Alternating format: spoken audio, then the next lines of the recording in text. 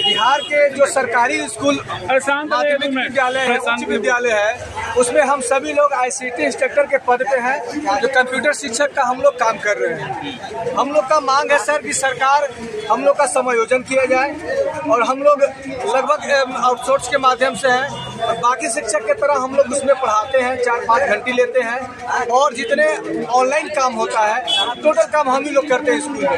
जिस तरह से ई शिक्षा का कोर्स काम हो गया, UDAIS प्लस पे काम हो गया, JEE का जो ऑनलाइन एग्जाम दिलाया जाता है हम लोग कराते हैं, IIT का जो एग्जाम होता है हम लोग कराया जाता है और स्कूल में जिस तरह से ऑनलाइन का काम बढ़ता जा रहा है वो सभी काम हम ICT इंस्ट्रक्टर ही कर रहे हैं। वो स्कूल में कलर का काम हम लोग ICT इंस्ट्रक्टर ही संभाल रहे हैं और आपको जो एक ऑपरेटर का काम होता है वो ICT इंस्ट्रक्टर के माध्यम से ही कराया जाता है। इसके अलावा जब जिला में कोई ऑनलाइन काम बढ़ जाता है तो वो काम ऑनलाइन इंस्ट्रक्टर को ही बुलाया जाता है ताकि वो काम कम समय में किया जा सके। काम हम लोग दिन में करते हैं, इसके अलावा कभी कभी काम जब ज़्यादा बढ़ जाता है तो रात को भी हम लोग जगकर उस काम को पूरा करते हैं। इतना होने के बावजूद भी जब बात हम लोग का समायोजन का आता है, सैलरी का आता है तो सरकार अपना मुंह मोड़ लेती है हम लोग से। तो सरकार से हम लोग मांग करते हैं कि जिस तरह से हम लोग आपके काम को पूरा कर रहे हैं उसी तरह आप हम लोग का भी मांग को पूरा कीजिए। हम लोग का समायोजन किया जाए 60 साल के लिए और जो एक सम्मानजनक सैलरी दिया जाए ताकि हम अपने परिवार के बच्चों को, परिवार को जीवन यापन को सही से कर सके। अभी कितना मिल रहा है? जो अभी हम लोग का सर सैलरी मात्र 8,990 है और कुछ कंपनी जो है जिसमें 8,725 है, जिसको सर एकदम आज की डेट में वो एकदम कम सैलरी है। कितने की उम्मीद रखते हैं सर? हम लोग उम्मीद करते हैं कि सरकार लगभग 25 से ऊपर ले जाए, 25 से 30 के आसपास हम लोग का दिए ताकि एक सम्मानजनक स्थिति में हम लोग जी सकें। आप लोगों की कितनी संख्या है? हम लोग का संख्या लगभग सर 10,000 के करीब है। लग रहा है धरना में बैठे सुनेगी सरकार? नहीं, धरना से सुनना चाहिए सर। जिस तरह हम लोग को सरकार से काफी उम्मीदें हैं, बाकी लोग की तरह जिस तरह सरकार सुन रही है बातें, हमें नीतीश सरकार से काफी उम्मीदें हैं। उम्मीद है कि वो हम लोग का भी बात सुनेगी। चुनावी वर्ष है, मांग नहीं पूरी होगी तो क्या करिए? नहीं मांग पूरा होगा तो सर हम लोग उनका विरोध प्रदर्शन भी करेंगे, क्योंकि आज सत्ता में जो सरकार है हम ही लोग के बदौलत ही है, क्योंकि हम ही लोग उनको चुनकर यहाँ तक बैठाए हैं। जब सरकार हम लोग की मांगे पूरा नहीं करती है तो हम लोग सरकार को सत्ता से नीचे उतारने का भी काम करते हैं। परिचय दीजिए अपना। मेरा नाम मोहम्मद हामिद कैमूर से है। क्या कहेंगे?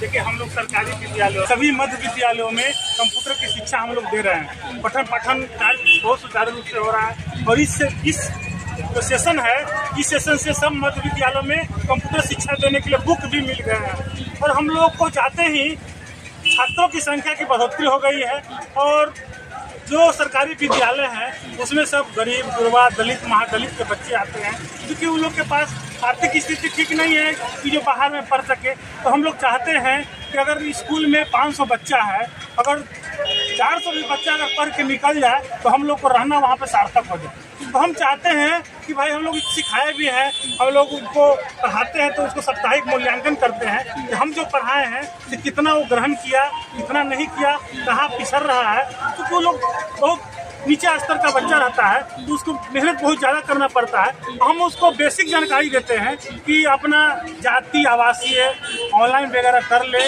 बायोडाटा रिज्यूम वगैरह बना ले।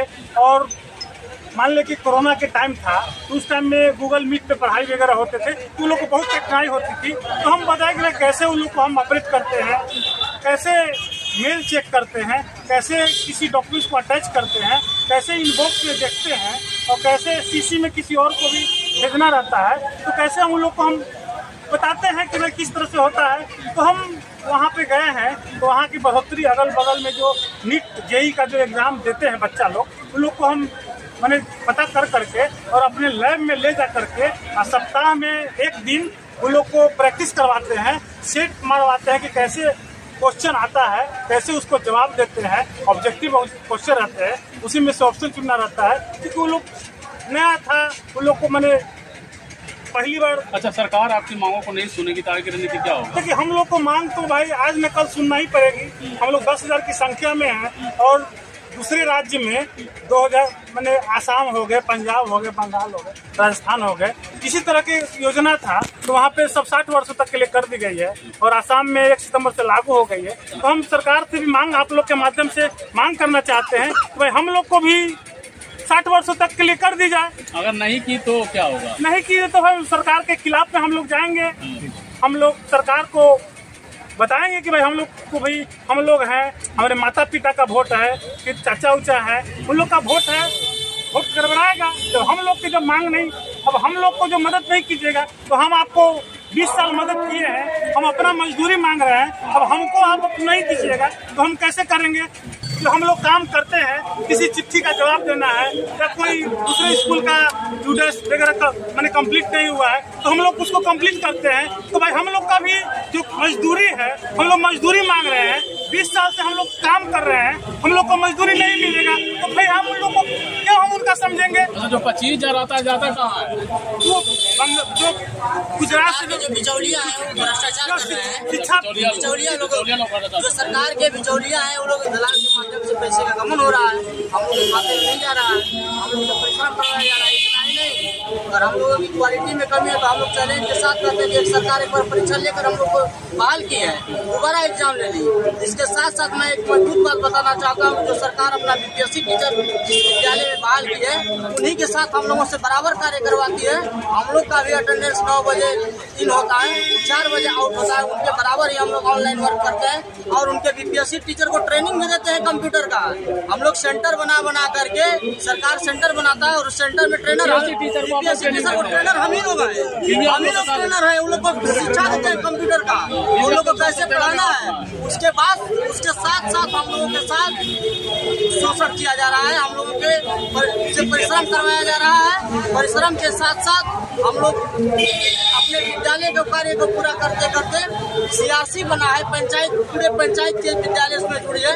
उस पंचायत के सारे विद्यालय के यूडाइस कार्य, शिक्षा कोष, विद्याबोध का काम हम लोग करते हैं।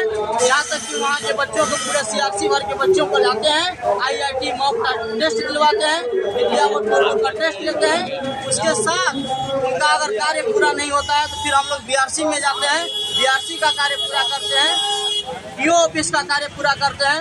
हम लोगों को 8,009 DO ऑफिस दौड़ा दिया जाता है, 20 किलोमीटर 25 किलोमीटर। हम लोग का आधा वेतन पेट्रोल में चला जाता है, उसका DA कुछ नहीं मिलता है।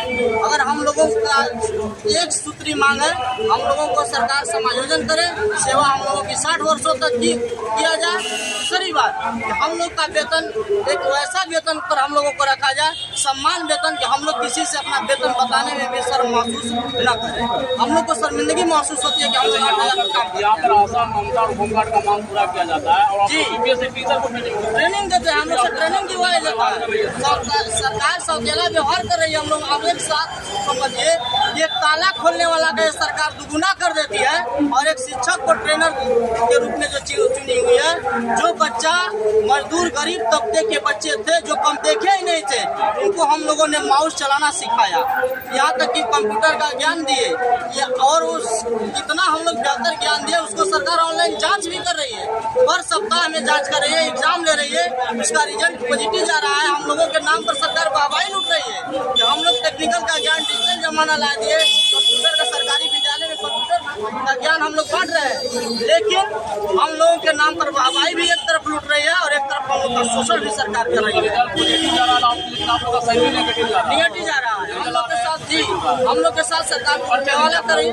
मैं कैमूर जिला अध्यक्ष कमलेश कुमार।